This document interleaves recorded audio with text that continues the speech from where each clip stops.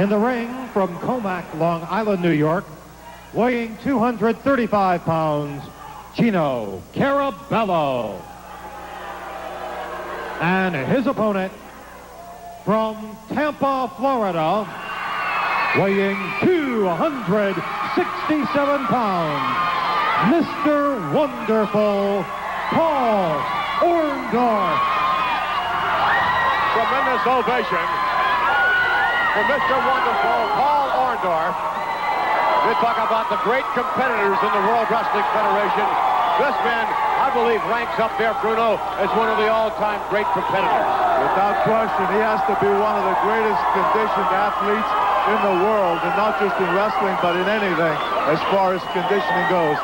His body tells it all. Here's a guy who really devotes an awful lot of time in that gymnasium, and it shows. And in the ring, everything he does with such energy, such vitality. Well, that's why he's what he is. He's one of the very best that there is in the world today. And Orndorff sends his opponent to the ropes and then rams the knee to the midsection. Orndorff is lightning like quick. Forearm uppercut.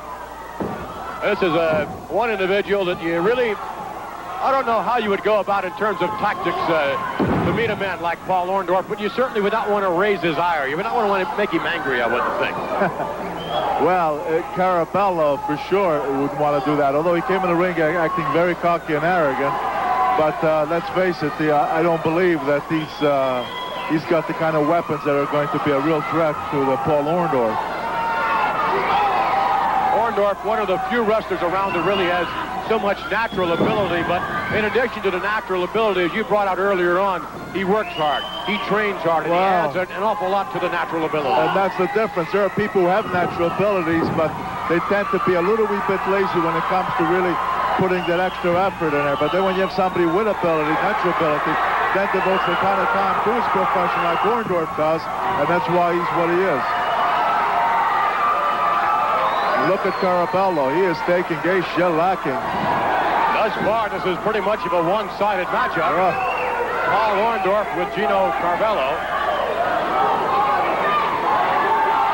Orndorff comes in the ring the hard way. Elbow to the back of the head. Carabello is almost out. Again, this is the kind of competitor Paul Orndorff is. He'll stay right on top of you, as he should. Comes a suplex.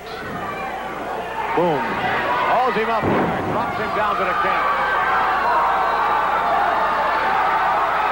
And you know what's going to come up now, don't you? No, maybe not. I thought maybe the pile driver. What's he doing? Oh, my. I'll tell you what, he doesn't have to pile driver. All he has to do is turn him over and just lay one hand on Carabello, and that'll be a pin. This capacity crowd really wanting Orndorff to deliver the pile driver. Oh, wow.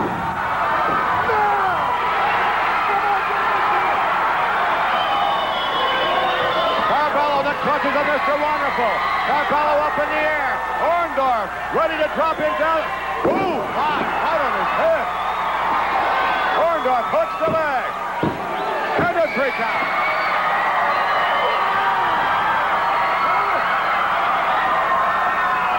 What a competitor. What a tremendous competitor. Orndorff all the way throughout this one. Carabello did not stand a chance. Let's take you now to the official decision. Here is your winner, Mr. Wonderful, Paul Orndorff.